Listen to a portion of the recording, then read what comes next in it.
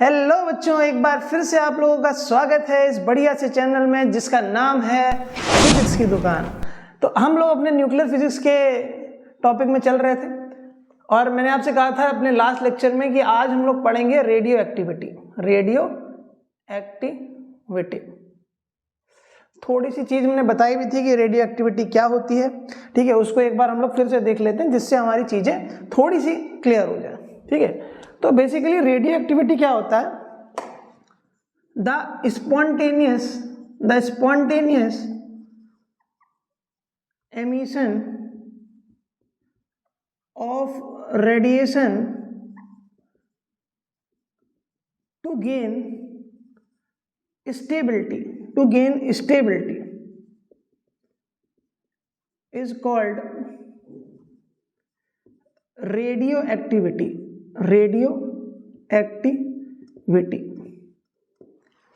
ठीक है। तो ये बेसिकली क्या होता है कि स्पॉन्टेनियस एमिशन होता है रेडिएशंस का, ठीक है, जिससे स्पॉन्टेनियस एमिशन हो रहा है वो क्यों एमिशन करता है? जिससे वो स्टेबिलिटी गेन कर सके, है ना, कि वो स्टेबल बन सके, ठीक है। तो बेसिकली क्या हो गया, रेडियो एक्टिविटी एक स्पॉन्टेनियस एमिशन ऑफ रेडिएशन है जिससे वो चीज जो है वो स्टेबल बन सके, है ना, न्यूक्लियस जो है वो स्टेबल बन सके, उसे हम लोग कहते हैं रेडियो एक्टिविटी। और ऐसे सब्सटेंस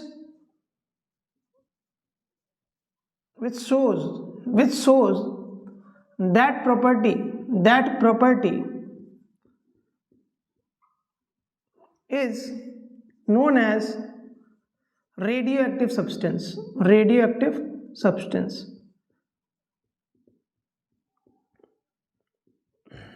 ठीक।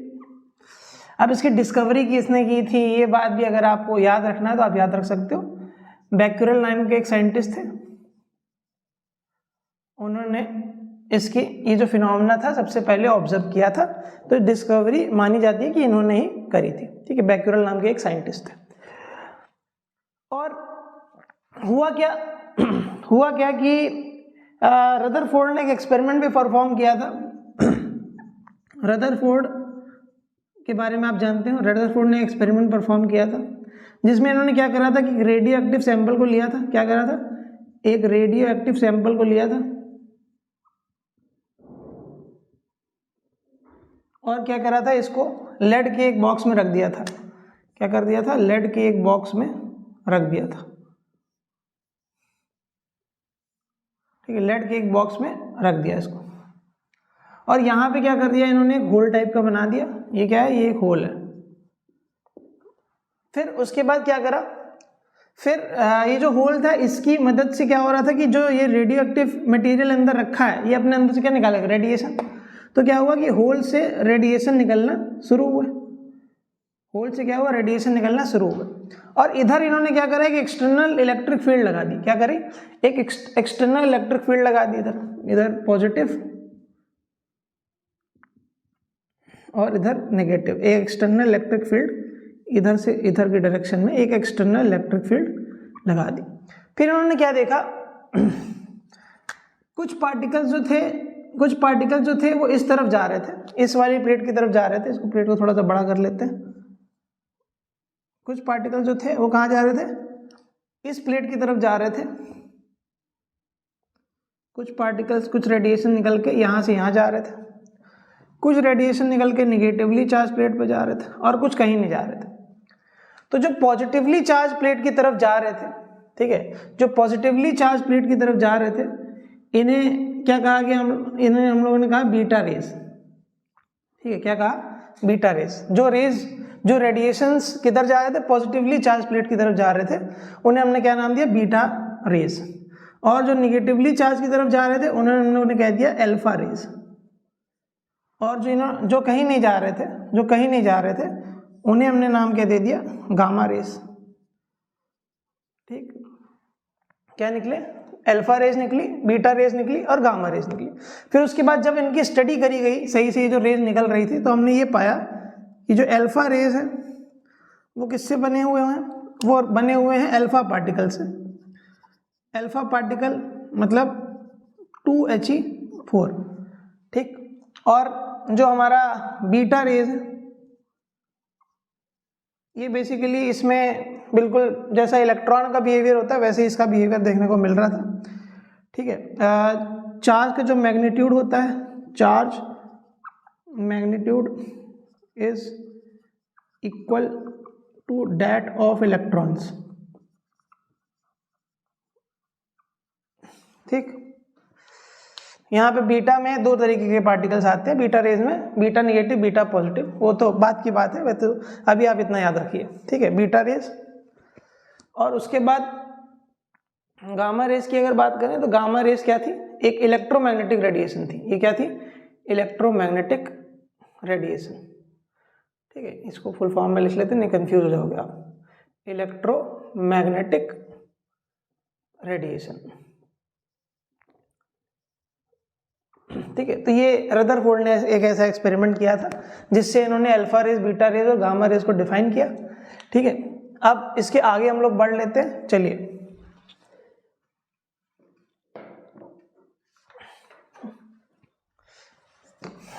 अब कोई भी हमारे पास सब्सटेंस है, कोई भी न्यूक्लियस है, तो वो जो रेडियो एक्टिविटी करता है वो दो तीन तरीके के डिके के हिसाब से करता है ना। मतलब क्या होता है कि ये जो रेडियो एक्टिविटी है, मतलब बेसिकली डिसइंटीग्रेशन ऑफ न्यूक्लियस है, ये क्या हो सकता है, तीन तरीके से हो सकता है। एक हो सकता है अल्फा डिके, एक होता है बीटा डिके और एक होता है गामा डिके, ठीक है। और इसमें एक हिस्सा और है जिसे हम लोग के कैप्चर या फिर इलेक्ट्रॉन कैप्चर कहते हैं। अल्फा डिके में क्या होगा कि जब न्यूक्लियस अपने अंदर से अल्फा पार्टिकल इमिट करे स्टेबिलिटी के लिए, तब हम लोग कहते हैं कि इसमें क्या हुआ, अल्फा डिके हुआ। बीटा डिके कब होगा, बीटा डिके दो तरीके के डिके होते हैं, एक होता है बीटा पॉजिटिव डिके और एक होता है beta negative decay. Beta negative decay में इलेक्ट्रॉन निकलता है और बीटा पॉजिटिव डिके में पॉजिट्रॉन निकलता है, पॉजिट्रॉन निकलता है। पॉजिट्रॉन में प्लस ई चार्ज होता है, इलेक्ट्रॉन में माइनस ई चार्ज होता है, ठीक। उसके बाद ये जो गामा डिके होता है, इसमें गामा रेज निकलती है। क्या निकलती है, गामा रेज, ठीक। क्या होता है जब ये किसी एक्साइटेड स्टेट में होता है, एक्साइटेड स्टेट से नीचे ग्राउंड स्टेट पे आता है, ठीक है। और क्या होता है उसमें गामा रेज निकलती है, ऐसे स्टेबल करता है अपने आप को। और इलेक्ट्रॉन कैप्चर में क्या होता है कि ये हमारा न्यूक्लियस है, ये सेल्स हैं, तो सेल्स में इलेक्ट्रॉन्स होंगे, है ना, सेल्स में क्या होंगे, इलेक्ट्रॉन्स होंगे। तो ये क्या करता है, जो न्यूक्लियस क्या होता है, जब किसी ऐसे एलिमेंट का न्यूक्लियस है, ऐसे एटम का न्यूक्लियस है जिसका एटॉमिक नंबर बहुत ज़्यादा है, एटॉमिक नंबर बहुत ज़्यादा होने की वजह से पॉजिटिव चार्ज इसमें बहुत ज़्यादा हो जाता है, जिसकी वजह से जो के शेल वाला पास वाला इलेक्ट्रॉन होता है वो इसको अपने अंदर बुला लेता है, ठीक है। जब ये अंदर बुला लेता है तो क्या हो जाता है, ये इलेक्ट्रॉन जब न्यूक्लियस के अंदर जाके घुसता है तो यहाँ पे जो प्रोटॉन होता है, न्यूट्रॉन और प्रोटॉन मिलके पेयर बन के न्यूट्रल बना लेते हैं। तो न्यूट्रॉनों की संख्या बढ़ जाती है और प्रोटॉनों की संख्या घट जाती है, वैसे स्टेबिलिटी ये लाता है। तो बेसिकली ये हमारे पास कुछ तरीके के डिकेज हैं जो हम लोगों को एक एक करके डिटेल्स में थोड़ा पढ़ने हैं, ठीक है। चलिए शुरू करते हैं। आपको यहाँ तक तो समझ में आ गया होगा, कोई प्रॉब्लम है अभी तो कमेंट बॉक्स में आप कमेंट करके मुझसे पूछ सकते हो। ये वीडियो एक रिकॉर्डेड लेक्चर है तो हो सकता है कि आपको थोड़ी सी परेशानी हो, ठीक है। लेकिन अगर आप कमेंट बॉक्स में कमेंट करके पूछोगे, अपने डाउट्स लिखते चलोगे, ठीक है, और कमेंट बॉक्स में उसको लिखते चलोगे तो मैं उसको क्लियर कर दूंगा, ठीक है। At the end of the lecture after uploading it I will clear all your doubts, okay. चलिए, तो सबसे पहले आज हम लोग शुरू करेंगे अल्फा डिके। देखिए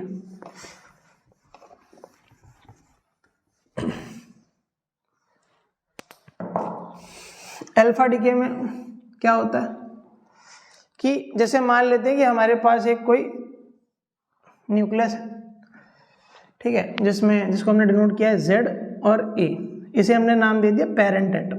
क्या कह दिया, पेरेंट एटम। अब मान लेते हैं कि ये अनस्टेबल है, तो इसने क्या किया, अल्फा डिके किया। तो अल्फा डिके में क्या होगा, जब अल्फा डिके हुई तो क्या होगा, तो हमने आपसे कहा कि अल्फा पार्टिकल निकलेगा, अल्फा पार्टिकल मतलब 2He4 निकलेगा, ठीक है, क्या निकलेगा 2He4। अब जब 2He4 निकल जाता है एक डॉटर एटम बनता है, इसे हम लोग कहते हैं डॉटर न्यूक्लियस, पेरेंट एटम नहीं, इसको कह सकते हैं पेरेंट न्यूक्लियाई, ठीक है, और इसे हम लोग कह सकते हैं डॉटर न्यूक्लियाई, डॉटर न्यूक्लियाई। अब बच्चे कई बार ये क्वेश्चन पूछते हैं सर ये सन न्यूक्लियाई क्यों नहीं है ना, डॉटर न्यूक्लियाई क्यों है? क्योंकि देखो अगर फर्दर डिके होना है ना, फर्दर इसका डिसइंटीग्रेशन होना है तो बेसिकली इसको डॉटर होना जरूरी है ना, इसको डॉटर होना जरूरी है, क्योंकि बेटी ही अपनी जनरेशन को आगे बढ़ा सकती है ना। तो इसे बेसिकली इसीलिए, बस इसी कॉन्सेप्ट की वजह से इसको डॉटर न्यूक्लियर कहा जाता है, सन न्यूक्लियर नहीं कहा जाता है, क्योंकि ये आगे चल के अपनी जनरेशन को बढ़ा नहीं पाए। जनरेशन बढ़ाने के लिए हमको डॉटर की आवश्यकता है, ठीक है, इस वजह से। चलिए, तो हमारे पास क्या है, एक डॉटर न्यूक्लियस और हीलियम एटम निकला, साथ में कुछ इसमें एनर्जी लिबरेट होती है जिसे हम लोग क्यू कहते हैं, जो हमने क्यू वैल्यू पढ़ी थी पिछले लेक्चर में। ये क्या है, इसको हम लोग क्यू वैल्यू कह सकते हैं। ये बेसिकली काइनेटिक एनर्जी होती है, काइनेटिक एनर्जी की फॉर्म में लिबरेट होती है ना, in form of kinetic energy, ठीक है, ये बात याद रखनी है, इंपॉर्टेंट बात है। तो यहाँ पे आप देख रहे हो कि 2He4 तो निकल गया, ये डॉटर न्यूक्लियस। एक बात और याद रखनी है कि जब भी कोई भी हमारे पास न्यूक्लियर रिएक्शन हो रहा है, जब भी कोई भी न्यूक्लियर रिएक्शन होगा तो atomic number and mass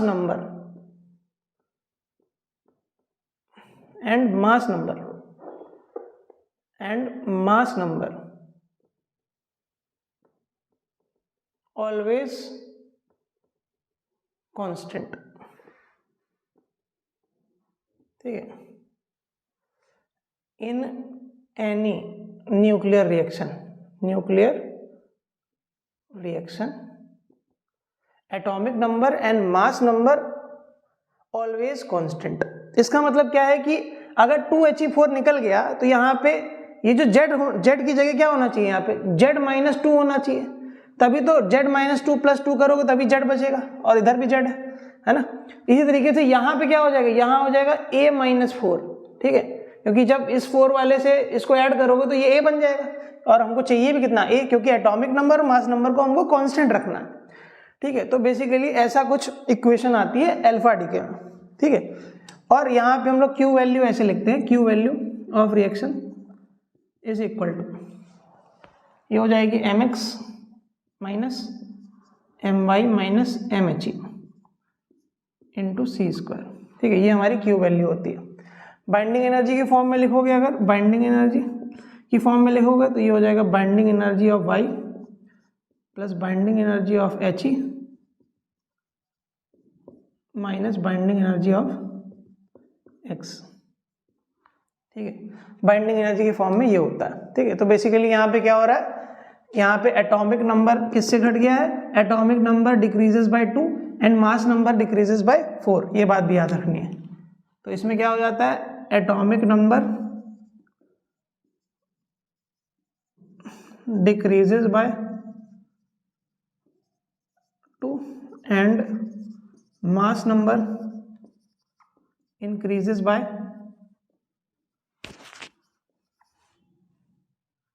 4, decreases by mass number decreases by 4, ठीक, ये बात हमको याद रखना है, ठीक। अभी तक कोई समस्या है, कोई प्रॉब्लम नहीं, चलो आगे बढ़ते हैं।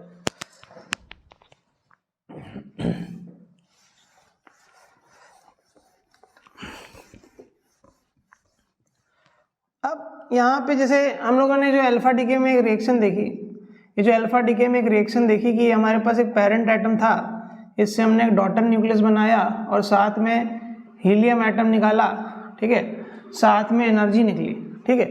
तो आप ये देख सकते हो, ये एनर्जी निकली, ठीक है। आप ये देख सकते हो, अगर आप मान लेते हैं कि इसका जो एटॉमिक नंबर है वो A है, मास, एटॉमिक मास क्या है, A है, और इसका एटॉमिक मास A-4 है, ये एटॉमिक नंबर इतना है, इसका एटॉमिक नंबर इतना है। अच्छा देखो, पहले इसका एटॉमिक मास कितना था, A था, ठीक है, मतलब नंबर ऑफ अगर न्यूक्लियस की बात करें तो यहाँ पे कितने थे, ए थे, ठीक है। नंबर ऑफ न्यूक्लियॉन्स की अगर हम लोग बात करें तो कितने थे, ए थे, ठीक है। और यहाँ पे नंबर ऑफ न्यूक्लियॉन्स कितने थे, A-4, ठीक है। तो यहाँ पे हम लोग एक क्या करते हैं, एक मोमेंटम इक्वेशन में लिखते हैं, क्या करते हैं, एक मोमेंटम इक्वेशन लिखते हैं। बेसिकली अगर हम लोग अल्फा डीके की बात करें तो यहाँ पे जो इसका ब्रेकिंग हुआ है ना, तो ये इंटरनल फोर्स की वजह से हुआ है ना। यहाँ पे जो X जो एटम था वो Y में बदला या हीलियम एटम में बदला जाके, मतलब ये ब्रेक कर गया दो चीजों में, तो ये बेसिकली इंटरनल फोर्स के कारण हुआ है ना। ये बेसिकली किसके कारण हुआ, इंटरनल फोर्स के कारण हुआ। और F एक्सटर्नल यहाँ पे क्या है, 0 है, पहली बात तो ये, ठीक है। अगर हम लोग ये मान लें, अगर हम लोग ये मान के चलें कि इसका मास कुछ भी, इसका मास तो A दिया है, ठीक है। अब अगर F एक्सटर्नल 0 है तो अगर हम लोग मोमेंटम इक्वेशन लिखें, मोमेंटम कंजर्व करें, मोमेंटम कंजर्वेशन से क्या होगा बताओ। मोमेंटम कंजर्वेशन से क्या होगा कि जो शुरुआत में तो मोमेंटम 0 होगा क्योंकि ये रेस्ट पे होगा, फिर अचानक से ब्रेक होगा, ठीक है, इसमें और इसमें ब्रेक हो जाएगा, तब ये दोनों चल रहे होंगे। मान लेते हैं कि जो हमारा जो डॉटर न्यूक्लियस है उसका मास तो हमको पता है A-4, ठीक है। और मान लेते हैं इसकी वेलोसिटी कितनी है, Vy, है ना। इसकी वेलोसिटी, डॉटर न्यूक्लियस की वेलोसिटी मान लेते हैं Vy, प्लस हीलियम के लिए कितना दिया है, 4, और मान लेते हैं इसकी वेलोसिटी कितनी है, Vhe, ठीक है। तो आप यहां से एक चीज देख सकते हो कि अगर माइनस का 4 Vhe होगा वो बराबर होगा A-4 Vy के। अगर वेलोसिटी ऑफ डॉटर न्यूक्लियस निकालना है तो क्या हो जाएगा, माइनस का 4 velocity of helium divide by A-4, ठीक है। तो ये फॉर्मूला आपको याद रखना है, इंपॉर्टेंट फॉर्मूला, मोमेंटम कंजर्वेशन से आया है, जो कि आपके काम का आएगा, ठीक है। अगर आपसे सिर्फ मैग्नीट्यूड की बात कर रहा है, स्पीड पूछ रहा है, तो आप मॉड लगा सकते हो दोनों साइड, ठीक है। और माइनस साइन यहाँ पे क्या डिनोट कर रहा है कि अगर y इधर जाएगा तो h इधर जाएगा, है ना, दोनों दूसरे अपोजिट डायरेक्शन में जाएंगे, तभी मोमेंटम 0 हो सकता है ना। अगर अपोजिट डायरेक्शन में नहीं जाएंगे तब तो मोमेंटम 0 नहीं होगा, है ना। चलो ये बात हमको याद रखनी है। उसके बाद एक चीज और देख सकते हो कि अगर हम लोग यहाँ पे क्या कर लें, कंसीडर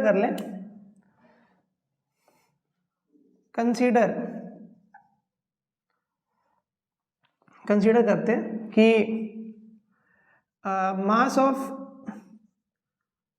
डॉटर न्यूक्लियस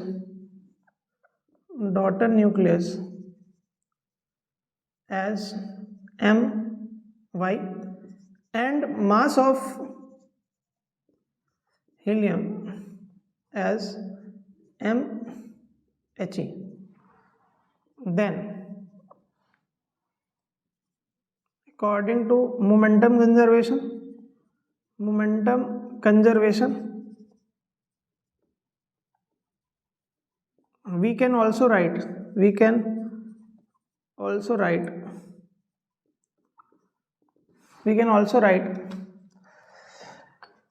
कि My और Vy is equal to minus times Mhe Vhe। तो यहां से अगर आप देखो तो आपको My Vy इक्वल टू क्या मिल रहा है, माइनस का Mhe Vhe, ठीक है। तो यहां से अगर आप Vy निकालो तो क्या आ जाएगा, माइनस का Mhe divide by Vhe, sorry minus का Mhe divide by My into Vhe, है ना, ये आ जाएगा, ठीक है। तो इसको इक्वेशन नंबर 1 डाल देते हैं, ठीक है। ये सब डेरिवेशन इंपॉर्टेंट नहीं, लेकिन आपको देखना इसलिए है क्योंकि बोर्ड पॉइंट ऑफ व्यू से देखो तो इंपॉर्टेंट है ना, बोर्ड पॉइंट ऑफ व्यू से देखो तो इंपॉर्टेंट है, ठीक है। और दूसरी बात, अगर डेरिवेशन नहीं आएगा तो कई सारे कॉन्सेप्ट हमारे ऐसे हैं जो हमको समझ में नहीं आएंगे, ठीक है। इस वजह से डेरिवेशन भी थोड़ा बहुत पता होना चाहिए, ठीक है। इसको रफ कर देते हैं। अब अगर हम लोग क्या करें, काइनेटिक एनर्जी लिखें, काइनेटिक एनर्जी ऑफ रिएक्शन की बात करें तो शुरुआत में तो इसके पास तो कोई काइनेटिक एनर्जी नहीं थी, उससे तो कोई मतलब नहीं। यहां पे देखो काइनेटिक एनर्जी कितनी होगी, इसकी काइनेटिक एनर्जी क्या होगी, हाफ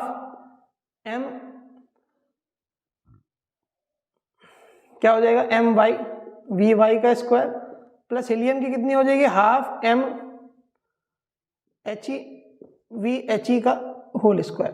ठीक, ये चीज़ सही है। तो ये टोटल काइनेटिक एनर्जी होगी, टोटल काइनेटिक एनर्जी। ठीक है, और यही क्या होगी बेसिकली क्यू वैल्यू, है ना, क्योंकि क्यू वैल्यू जो है काइनेटिक एनर्जी की फॉर्म में ही निकलती है, रिलीज होती है। तो यहाँ पे आप देखिए, यहाँ पे आप वी वाई की जगह कुछ रख सकते हो क्या, रख सकते हो M V Y, V Y की जगह आप रख दीजिए निगेटिव में M H E divide by M Y. ठीक है, और इनटू में क्या है वी एच ई, और इसके पूरे का क्या है होल स्क्वायर, इस पूरे का क्या है होल स्क्वायर, प्लस यहाँ पे क्या है half M H E V H E का होल स्क्वायर। आप यहाँ से एक चीज कॉमन ले सकते हो, half M H E V H E का स्क्वायर कॉमन ले सकते हो अंदर से। तो अंदर क्या बच जाएगा, देखिए अंदर क्या बचेगा, ये बचेगा 1/2, 1/2 भी कॉमन ही ले लिया है, तो ऊपर बच जाएगा हमारे पास एम एच ई और नीचे बच जाएगा हमारे पास एम वाई। ठीक है, और यहाँ पे क्या बच जाएगा +1 बच जाएगा। और ये हमारे पास क्या है, ये जो लिखा है ये हीलियम एटम की काइनेटिक एनर्जी है बेसिकली, तो काइनेटिक एनर्जी ऑफ हीलियम लिख सकते हैं इसको, काइनेटिक एनर्जी ऑफ हीलियम। और ये क्या है M H E divide by M Y +1। इसको ऐसे भी लिख सकते हो आप, ये काइनेटिक एनर्जी ऑफ हीलियम, और इसका एलसीएम अगर ले लो एम वाई, तो ये हो जाएगा एम एच ई प्लस, यहाँ पे 1 है ये, ठीक है, प्लस एम वाई। ठीक है, और ये किसके बराबर है kinetic energy, total kinetic energy के, है ना, ये किसके बराबर है टोटल काइनेटिक एनर्जी के। ठीक है, तो यहाँ से हम लोग क्या डिपिक्ट कर सकते हैं, यहाँ से ये डिपिक्ट कर सकते हैं कि अगर काइनेटिक एनर्जी ऑफ हीलियम लिखें तो काइनेटिक एनर्जी ऑफ हीलियम जो होगी वो इक्वल टू होगी किसके, काइनेटिक एनर्जी टोटल मल्टीप्लाई में इसको ऊपर भेज देंगे तो ये हो जाएगा मल्टीप्लाई में M Y divide by total mass है ये M H E plus M Y. ठीक है, इसी प्रकार से जब आप ऐसे ही वाई की काइनेटिक एनर्जी लिखेंगे तो आपकी जो वाई की काइनेटिक एनर्जी हो जाएगी डॉटर एटम की, डॉटर न्यूक्लियस की, ये हो जाएगी काइनेटिक एनर्जी टोटल इनटू, यहाँ पे हीलियम था तो यहाँ पे एम वाई था, तो यहाँ पे अब की बार एम एच ई हो जाएगा, और नीचे क्या हो जाएगा M H E plus M Y. ठीक है, तो ये दोनों फॉर्मूले आपको याद रखने हैं। ठीक है, ये इंपॉर्टेंट है ना, इंपॉर्टेंट। ठीक है, तो आप ये भी डिपिक्ट कर सकते हो यहाँ पे, अगर आप दोनों को डिवाइड कर दो तो ये कैंसिल हो जाएगा और नीचे वाला ये भी कैंसिल हो जाएगा, तो kinetic energy of helium upon kinetic energy of Y equal to M Y upon M H E. तो इससे आप ये बता सकते हो, इससे आप ये कह सकते हो जो काइनेटिक एनर्जी है, जो काइनेटिक एनर्जी है ना, वो बेसिकली क्या है इनवर्सली प्रोपोर्शनल टू मास है इस केस में, है ना, ये नोट करने वाली बात है, ये एक नोट करने वाली बात है, kinetic energy is inversely proportional to mass. ठीक है, तो इससे भी क्वेश्चन बने हैं, तो इसको भी आपको याद रखना है। तो ये रही हमारी काइनेटिक एनर्जी की इक्वेशन जिसको हमको याद रखना है। चलिए आगे बढ़ते हैं। जो भी चीजें हम बता रहे हैं आपको, इससे ज्यादा डिटेल में कोई भी आपको नहीं बताएगा। आप किसी भी वीडियो लेक्चर को यूट्यूब में उठा के देख सकते हो।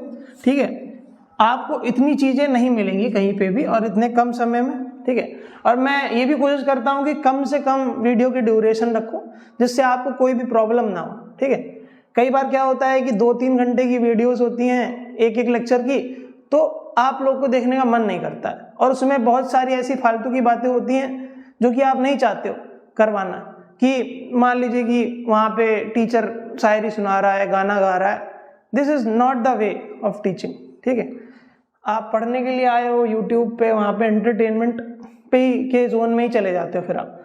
ठीक है, तो इसलिए मेजरली हम लोग को क्या करना है, हमें बहुत अच्छे से पढ़ना है इसको। ठीक है, चलिए ये तो हो गई अल्फा डीके की बात। अब हम लोग आते हैं बीटा डीके में, अपने अगले डीके पे, बीटा डीके। जैसे कि मैंने आपसे बताया था कि जो बीटा डीके है वो 2 प्रकार के हैं। ठीक है, एक कौन सा है, एक है हमारे पास बीटा पॉजिटिव और एक है हमारे पास बीटा नेगेटिव। ठीक है, एक है हमारे पास बीटा पॉजिटिव और एक है हमारे पास क्या beta negative DK.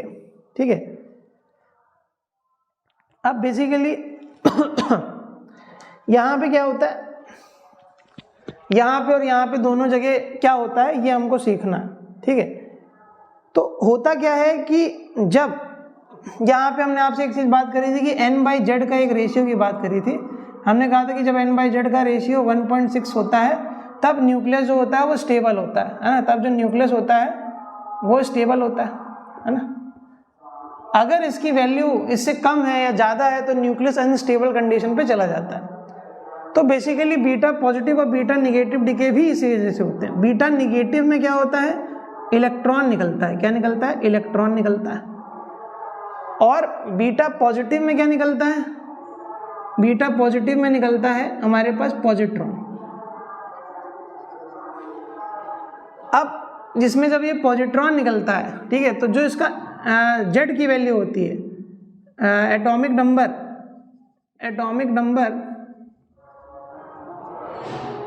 Decreases by one हो जाता है, but mass number remain same,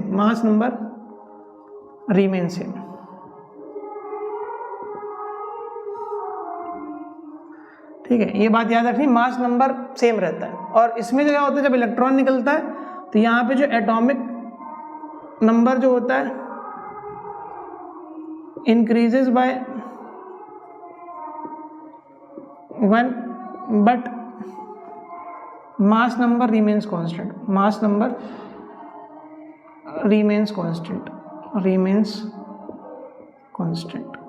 ठीक है। Mass number remains constant. तो अगर इसकी इक्वेशन लिखेंगे, बीटा निगेटिव से शुरू कर देते हैं, बीटा निगेटिव से। तो फॉर बीटा निगेटिव डिके, के लिए क्या होता है कि जो हमारे पास पेरेंट न्यूक्लियस है जिसका ये जेड है और ए है, ये बीटा डिके हुई, ठीक है, बीटा डिके हुई तो क्या होगा, अब बीटा निगेटिव है तो इलेक्ट्रॉन निकलेगा तो जेड क्या है, 1 से बढ़ जाएगा और ये वही रहेगा और इलेक्ट्रॉन निकल जाएगा, ठीक है। इलेक्ट्रॉन क्या हो जाएगा, निकल जाएगा। इलेक्ट्रॉन के साथ यहाँ पे एंटी न्यूट्रिनो भी निकलता है। क्या निकलता है? Anti neutrino.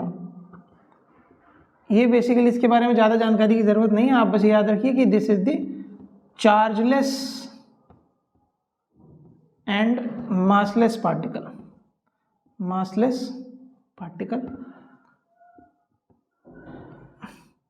And anti particle of neutrino का एंटी पार्टिकल है, ठीक है। और साथ में कुछ क्यू वैल्यू निकलेगी, ठीक है। तो ये हमारी बीटा डिके की इक्वेशन होती है ना, ये हमारी बीटा डिके की इक्वेशन होती है। चलिए अब हम लोग आते हैं किसमें, गामा डिके में, सॉरी बीटा पॉजिटिव डिके में। अब यहाँ पे एक चीज आप और देख सकते हो कि यहाँ पे क्या होता है कि जेड की वैल्यू बढ़ गई, ठीक है। तो अगर आप n/z की वैल्यू देखो, n/z की वैल्यू, अगर z की वैल्यू बढ़ा दी हमने तो इसका मतलब ये जो n/z की वैल्यू होगी वो डिक्रीज करेगी। इसका मतलब पहले ज़्यादा होगी 1.6 से, तभी तो इसको डिक्रीज करना पड़ रहा है। तो यहाँ पे आप ये याद रख सकते हो कि यहाँ पे जो n/z की वैल्यू होती है वो ज़्यादा होती है किससे, 1.6 से, ठीक है। जिस वजह से बीटा निगेटिव डिके होता है, तो जिसकी वजह से क्या होता है, n/z का रेशियो कम होने लगता है और 1.6 के करीब पहुँच जाता है, ठीक है। तो इन बीटा निगेटिव डिके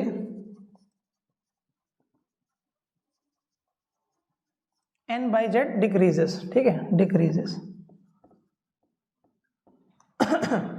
अब आ जाते हैं हम लोग बीटा पॉजिटिव डिके में।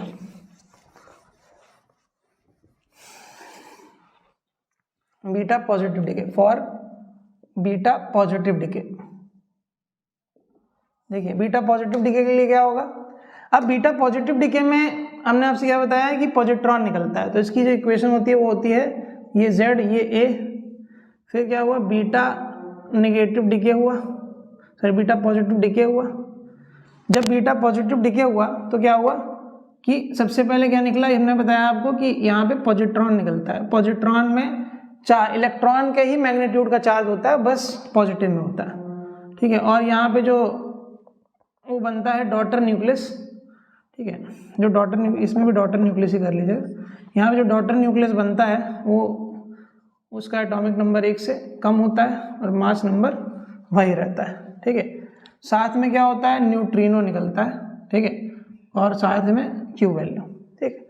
तो आपको भी यहाँ पे भी देखना है, यहाँ पे क्या है, ये है न्यूट्रिनो। ठीक है। ये भी क्या है, chargeless massless, chargeless and massless. ठीक, ये भी याद रखना है। इतनी बात बस उसमें याद रखनी है। और यहाँ पे आप देख रहे हो जेड की वैल्यू कम हो गई तो एन बाई जेड का जो रेशियो है वो इंक्रीज करेगा, है ना। एन बाई जेड का जो वैल्यू होगी वो इंक्रीज करेगी। So in beta positive decay N by Z increases. ठीक है। तो इसका मतलब यहाँ पे क्या था कि एन बाई जेड की वैल्यू पहले बड़ी थी 1.6 से, तो उसको डिक्रीज करके हम लोग को स्टेबिलिटी लानी है। अगली बात आती है गामा डिके। गामा डिके, ठीक। गामा डिके में हमने आपको बताया क्या होता है कि यहाँ पे गामा रेज निकलती हैं। क्या निकलती हैं, गामा रेज निकलती हैं। ठीक है। यहाँ क्या होती है, गामा रेज निकलती हैं। कैसे निकलती हैं कि जैसे कि ये हाइयर एनर्जी लेवल्स हैं, कुछ भी nth एनर्जी लेवल। ठीक है। और क्या है कि इस न्यूक्लियस के पास एक सर्टेन एनर्जी लेवल है ना। न्यूक्लियस यहाँ पे पहले लाई करता है ना, न्यूक्लियस के पास सर्टेन एनर्जी लेवल है। ठीक है। फिर ये क्या करता है, अपने आप को स्टेबल बनाने के लिए एनर्जी कम कर लेगा तो स्टेबल बन जाएगा। ठीक है। तो एनर्जी कम करेगा तो एनर्जी थोड़ी सी रिलीज कर देगा और ये किस में आ जाएगा, ग्राउंड स्टेट में। किस में आ जाएगा, ग्राउंड स्टेट में। जब बहुत हाइयर एनर्जी लेवल से ग्राउंड स्टेट में जाता है तो बहुत हाई एनर्जी निकलती है और ये हाई एनर्जी गामा रेज के फॉर्म में निकलती है, क्योंकि गामा रे क्या है, एक इलेक्ट्रोमैग्नेटिक रेडिएशन है। ठीक है। तो गामा रे में आपको बस इतना याद रखना है, इसमें ना तो एटॉमिक नंबर चेंज हो रहा है ना तो मास नंबर चेंज हो रहा है, कुछ चेंज नहीं हो रहा है ना तो एटॉमिक नंबर चेंज हो रहा है ना तो मास नंबर चेंज हो रहा है। ठीक है। तो आप इसको, इसकी इक्वेशन ऐसे लिख सकते हो कि एक्स ए जेड एक्साइटेड स्टेट में है तो इसको मैं स्टार लगा दो। फिर एक्साइटेड स्टेट में कहाँ जाए से कहाँ आ जाएगा, ग्राउंड स्टेट में आ जाएगा। ठीक है। प्लस यहाँ पे गामा रेज निकल जाएंगे। गामा रेज किस फॉर्म में निकलेंगे, फोटोन के फॉर्म में। ठीक है। गामा रेज क्या होंगी, फोटोन के फॉर्म में निकल जाएंगे। ठीक।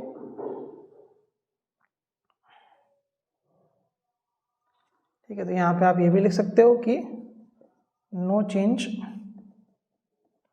इन ए और जेड। ठीक है। ये भी बात याद रखनी है। तो ये हमारे हो गए 3 डिकेज। अब एक और है जिसे हम लोग क्या कहते हैं, इलेक्ट्रॉन कैप्चर कहते हैं, वो भी देख लेते हैं।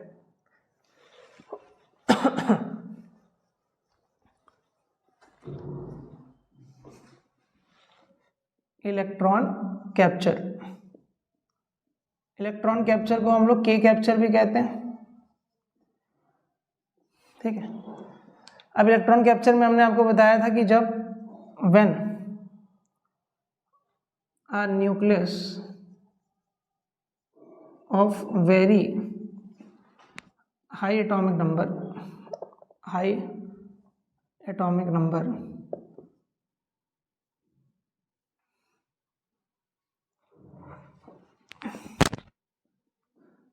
ये से लिख देते हैं, nucleus of high atomic number captures the K cell electron to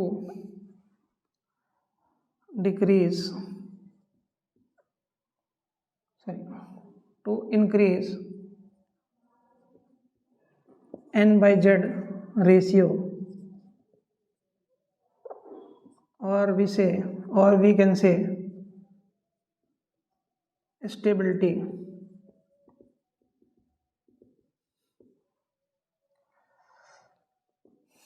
Then it is called electron capture और के कैप्चर। ठीक है, क्या होता है कि जब न्यूक्लियस जिसका एटॉमिक नंबर बहुत हाई हो तो वो क्या करता है कि के सेल के इलेक्ट्रॉन को कैप्चर कर लेता है बहुत हाई एटॉमिक नंबर होने के कारण। ठीक है, क्योंकि अट्रैक्शन बहुत बढ़ जाएगा। तो जब ऐसा होगा कि यहाँ का इलेक्ट्रॉन है ये जाके इसमें चला गया, जब ये इसमें चला गया तो न्यूक्लियस में क्या हुआ, ये जो इलेक्ट्रॉन था फिर प्रोटॉन के साथ मिलके न्यूट्रॉन बना देगा।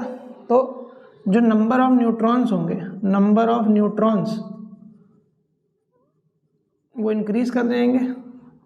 तो उससे क्या होगा, n/z की जो वैल्यू है वो भी इंक्रीज कर जाएगी। ठीक है, क्योंकि z कम हो गया और n बढ़ गया। ठीक है, तो स्टेबिलिटी इसकी बढ़ जाएगी। This is called electron capture. ठीक है, इसे हम क्या कहते हैं, इलेक्ट्रॉन कैप्चर कहते हैं। चलिए अब जैसे इसके एक दो क्वेश्चन हम लोग कर लेते हैं जिससे हम लोग को ये पूरी तरीके से क्लियर हो जाए। चलिए, क्वेश्चन बेस्ड ऑन डिके। जैसे आपके पास एक क्वेश्चन लिखा है कि हमारे पास एक थोरियम है ये 90 और दिस इज थोरियम 234। इसमें क्या हुआ, अल्फा डिके हुई। ठीक है, कुछ एक्स बना, फिर मान लेते हैं बीटा नेगेटिव डिके हुई। ठीक है, बीटा नेगेटिव डिके हुई जिसके कारण कुछ वाई बना, फिर बीटा नेगेटिव डिके हुआ, कुछ जेड बना। ठीक, आपसे पूछ रहा है कि जो जेड बना है लास्ट में, ये जो जेड बना है इसका find the atomic number and mass number of Z. ठीक, तो आप कैसे निकालोगे, देखो पहले अल्फा डिके हुआ, अल्फा डिके हुआ इसका मतलब ये 2 से कम हो जाएगा, 90 था तो 2 से कम हो जाएगा, और ये 4 से कम हो जाएगा तो ये 230 हो जाएगा। फिर बीटा नेगेटिव डिके हुआ तो क्या हुआ इलेक्ट्रॉन निकलेगा और एटॉमिक नंबर 1 से बढ़ जाएगा। तो बेसिकली वाई के लिए अगर देखो तो 89 हो जाएगा, और ये तो चेंज होता नहीं है बीटा डिके में। और फिर से बीटा नेगेटिव हुआ तो एक ये और बढ़ जाएगा तो ये हो जाएगा 90, और उसके बाद ये क्या हो जाएगा 230। ठीक है, तो ये इसका एटॉमिक नंबर हो गया और ये इसका मास नंबर हो गया। इस प्रकार से हम लोगों को डिके वाले क्वेश्चन को लगाना है। ठीक है, अब जैसे एक क्वेश्चन और आप करके देख सकते हो कि जैसे मान लेते हैं कि हमारे पास कोई एक ए है। ठीक है, इसको आपको करके देखना, एक ए कोई न्यूक्लियस है। ठीक है, जिसमें क्या होता है, अल्फा डिके होता है, A1 बनता है, फिर बीटा नेगेटिव डिके होता है, A2 बनता है। ठीक है, उसके बाद मान लेते हैं कि बीटा पॉजिटिव डिके हुआ, फिर A3 बन गया, फिर गामा डिके हुआ मान लेते हैं,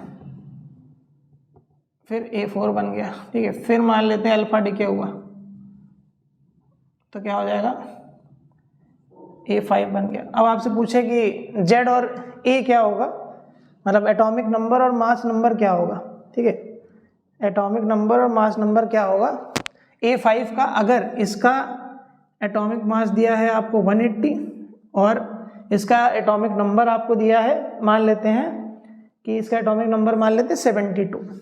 ठीक है, तो आपसे पूछ रहा है जो A5 वाला है इसका Z और A की वैल्यू क्या होगी। ठीक है, तो आसान है, देखिए पहले अल्फा डिके हुआ तो ये क्या हुआ 2 से कम हो गया, और ये 4 से कम, ये हमारा 4 से कम हो गया तो 176। फिर बीटा नेगेटिव डिके हुआ तो ये 1 बढ़ गया, ये यही रहा। फिर बीटा पॉजिटिव डिका हुआ तो 1 घट गया, फिर ये यही रहा। गामा डिके में तो कोई फर्क नहीं आता है। ठीक है, फिर क्या हुआ, अल्फा डिके हो गया, फिर ये कितना हो गया 4 घट गया, 4 घट गया मतलब 66, और यहाँ पे भी 2 घट गया, 2 घट गया मतलब 68, और यहाँ पे 4 घट गया तो कितना होगा 172। ठीक है, तो ये हमारा आंसर आ जाएगा। ठीक है, तो इसका Z 68 आ गया और ये 172 आ गया। ठीक है, तो ऐसे हम लोगों को इसके कुछ क्वेश्चन ऐसे सॉल्व करने हैं। ठीक है, चलिए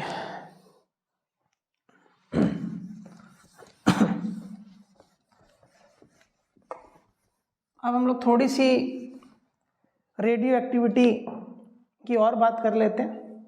एक लॉ है जिसे हम लोग कहते हैं लॉ ऑफ डिसइंटीग्रेशन, या फिर लॉ ऑफ रेडियो एक्टिविटी कह सकते हो आप इसको, वो भी देख लेते हैं। Law of radio activity, radio activity. अब लॉ ऑफ रेडियो एक्टिविटी क्या है? अब रेडियो एक्टिविटी का लॉ है तो ये बेसिकली जो रेडियो एक्टिविटी है उसको डिफाइन करेगा, ठीक है।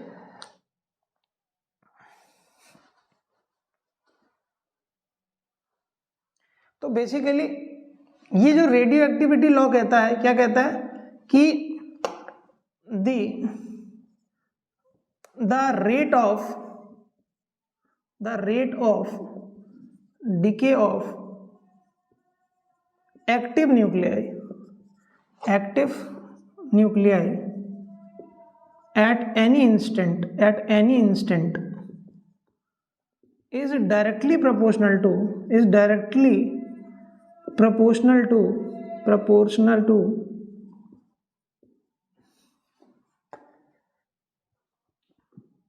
number of active nuclei present at that instant। ठीक, मान लेते हैं कि रेट ऑफ डिसइंटीग्रेशन को हम लोग ऐसे डिनोट कर देते हैं dN/dt, जहाँ पे n क्या है? Number of active nuclei present at time t, ठीक, dN/dt। अब डिके हो रहा है तो ये क्या हो रहा होगा? नंबर ऑफ न्यूक्लियस जो हो रहे होंगे वो डिक्रीज कर रहे होंगे, ठीक है। और ये किसके प्रोपोर्शनल है? ये किसके प्रोपोर्शनल है? उस समय जितने एक्टिव न्यूक्लिय प्रेजेंट है, मतलब माइनस का dN/dt is proportional to n, ठीक है। तो जब यहाँ पे प्रोपोर्शनलिटी साइन हटता है, यहाँ पे कांस्टेंट आता है लैम्डा n, जहाँ पे lambda is called decay constant, ठीक है। तो यहाँ से अगर आप क्रॉस मल्टीप्लाई वगैरह करें तो यहाँ से आपको मिलेगा dN/n is equal to minus का लैम्डा dt, ठीक। अब क्या करें कि मान लेते हैं, कंसीडर कर लेते हैं इनिशियली सबसे शुरुआत में n0 न्यूक्लियस प्रेजेंट थे, बाद में किसी टाइम t पे n न्यूक्लियस प्रेजेंट होगा। तो इनिशियली 0 पे टाइम 0 था और बाद में कुछ टाइम t हो गया, ठीक है। तो अगर आप इसको थोड़ा सा सॉल्व करें तो आपको ये मिलेगा कि dN/n का इंटीग्रेशन क्या होता है? ln n, और लिमिट कहाँ से कहाँ तक लगी है? n0 से n तक इज इक्वल टू, यहाँ पे क्या हो जाएगा? माइनस का लैम्डा और dt का हो जाएगा t, और t लिमिट अप्लाई कर दोगे तो ये हो जाएगा t, ठीक है। 0 से t है तो t अभी अप्लाई कर देंगे। अब यहाँ पे जब लिमिट रखो ये हो जाएगा ln n/n0, क्योंकि ln n minus ln n0 आएगा तो ln a minus ln b क्या होता है? ln a/b equal to minus का लैम्डा, इसकी जगह रखेंगे t। तो आप n इज इक्वल टू ये पाओगे कि जब ln ऊपर उधर जाता है तो e की पावर में चला जाएगा और n0 इधर आ जाएगा। तो ये बेसिकली एक हमारे पास फॉर्मूला आ गया, ठीक है। और ये एक एक्सपोनेंशियल टर्म है, ठीक है। ये कैसा है टर्म? एक एक्सपोनेंशियल टर्म है, जैसे जैसे आप टाइम बीतेगा वैसे वैसे n की वैल्यू डिक्रीज करेगी, है ना। तो इसके लिए जो ग्राफ बनता है, ठीक है, ये क्या है? नंबर ऑफ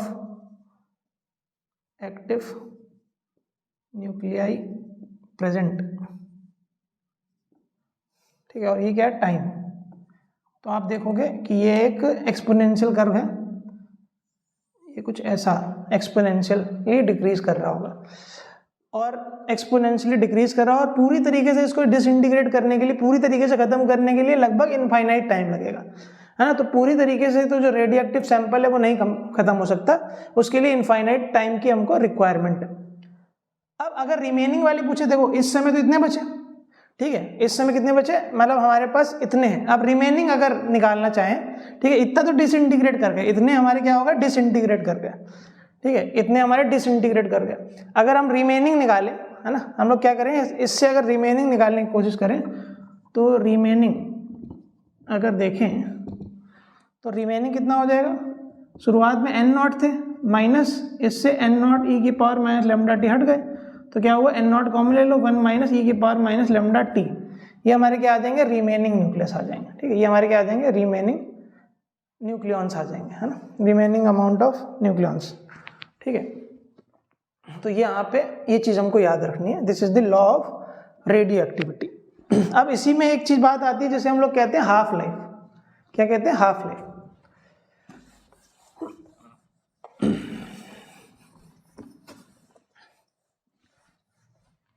क्या कहते हैं, हाफ लाइफ।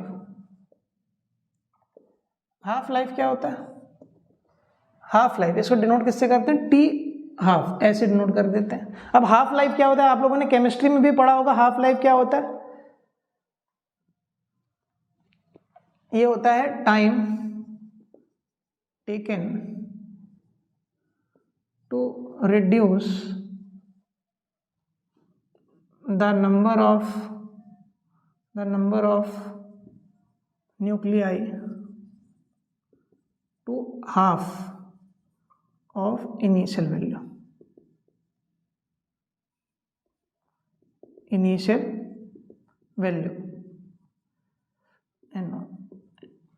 ठीक है। कितना टाइम, वो टाइम जिसमें नंबर ऑफ जो एक्टिव न्यूक्लियस हैं उनको इनिशियल वैल्यू का आधा कर दिया जाए, उस टाइम को हम लोग कहते हैं टी हाफ, ठीक है। तो अगर टी बराबर टी हाफ होगा तो उस समय जो नंबर ऑफ न्यूक्लियस होंगे वो n नॉट बाई 2 हो जाएंगे, शुरुआत में अगर n नॉट है तो अगर इक्वेशन हमारे पास ये है n is equal to n naught e की पावर माइनस लेमडा टी, तो यहाँ पे आप अगर ये सब वैल्यू पुट करो तो ये हो जाएगा n नॉट बाई 2, ये हमारा है n नॉट ई की पावर माइनस लेमडा टी की जगह टी हाफ, ठीक है। तो ये n नॉट से n नॉट कैंसिल हो जाएगा, तो ये हो जाएगा 1 by 2 is equal to E minus lambda T half, ठीक है।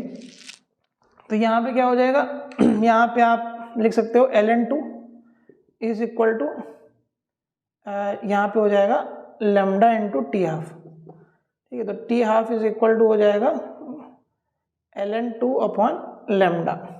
अगर ln2 की वैल्यू जो भी होगी, अगर इसको आप लिखना चाहो तो यहाँ पे आएगी 0.69 बाई लेमडा के करीब आती है ना। जो हाफ लाइफ आती है वो कितनी आती है, 0.69 डिवाइड बाय लेमडा, ठीक है। 693 लिख सकते हो आप चाहो तो।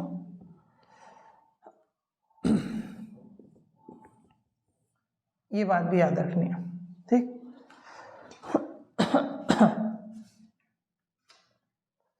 अब इसी में एक चीज आती है, उसको भी हम लोग देख लेते हैं, जिसे हम लोग कहते हैं मीन लाइफ। क्या कहते हैं, मीन लाइफ, ठीक है।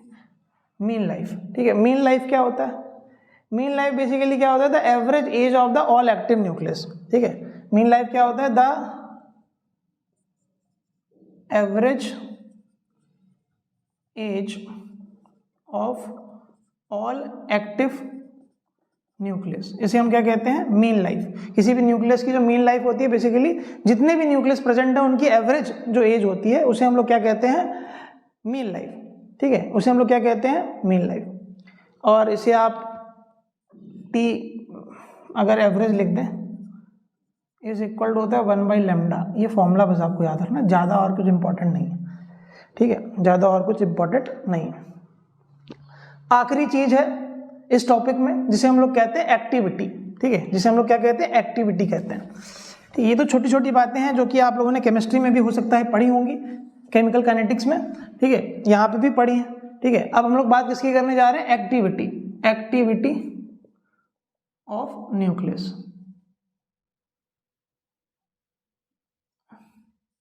या फिर ऐसे कह सकते हो activity of radioactive sample, radioactive sample. ये क्या होता है, activity of radioactive sample क्या होता है, activity of radioactive sample क्या होता है। तो बेसिकली ये क्या होता है, it is defined as rate of decay of radioactive sample. इसे हम लोग कैसे डिफाइन करते हैं, basically rate of decay of radioactive sample, ठीक है, इसे हम लोग डिफाइन करते हैं rate of decay of radioactive sample. और ये क्या है, dN बाई dt। ये किसके बराबर है, dN बाई dt के बराबर है ना, रेट ऑफ डिके। इसे हम लोग डिके रेट से भी कहते हैं, एक्टिविटी ऑफ द सैंपल को हम लोग डिके रेट भी कहते हैं। तो ये बेसिकली क्या होता है, dN बाई dt होता है, ठीक है। और हम लोग ये भी जानते थे dN/dt की बात करें तो ये बेसिकली लैम्डा n के बराबर था, है ना। तो जो एक्टिविटी है वो बेसिकली लैम्डा इंटू n के बराबर है ना। इसे r से भी डिनोट करते हैं, आप a से भी डिनोट करते हैं, ठीक है। इसे बेसिकली एक्टिविटी क्या होता है, डिके रेट, इसे हम लोग क्या कहेंगे, डिके रेट कहेंगे, ठीक है। इसे a से भी डिनोट करते हैं, r से भी डिनोट करते हैं, और ये लैम्डा n के बराबर है, बहुत इंपॉर्टेंट चीज़ है। तो लैम्डा n मतलब लैम्डा, n की वैल्यू आप रख सकते हो n0 e की पावर माइनस लैम्डा t, ठीक है। तो r इज इक्वल टू ये लिख सकते हो r0 e की पावर माइनस लैम्डा t, जहाँ पे r0 is equal to lambda into n0, ठीक है, where r0 is equal to lambda into n0। ये rate activity of the sample भी आपको पता होना चाहिए, ठीक है।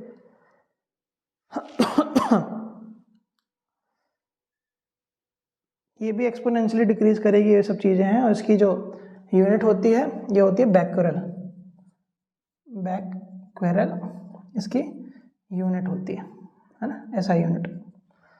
क्योंकि बैक्यूरेल नहीं क्या करा था, रेडियो एक्टिविटी को ऑब्जर्व किया था पहली बात, तो उसी के नाम पे इन्होंने रख दिया, ठीक है। चलिए, ये तो हमारा हो गया रेडियो एक्टिविटी। जितना आपको नीट पॉइंट ऑफ व्यू से या बोर्ड पॉइंट ऑफ व्यू से इंपॉर्टेंट है, उतनी रेडियो एक्टिविटी हम लोगों ने पढ़ ली है। कल का जो टॉपिक होगा वो रहेगा न्यूक्लियर रिएक्टर, और अगर समय मिलेगा तो कल ही हम लोग सेमीकंडक्टर को स्टार्ट करेंगे, या फिर पहले कुछ इसके क्वेश्चन कर लेंगे इंपॉर्टेंट जो नीट में आए हुए हैं, बोर्ड में कैसे क्वेश्चन पूछते हैं, उसके बाद हम लोग आगे बढ़ लेंगे, ठीक है। थैंक यू सो मच, आज का लेक्चर यहीं समाप्त हो, थैंक यू।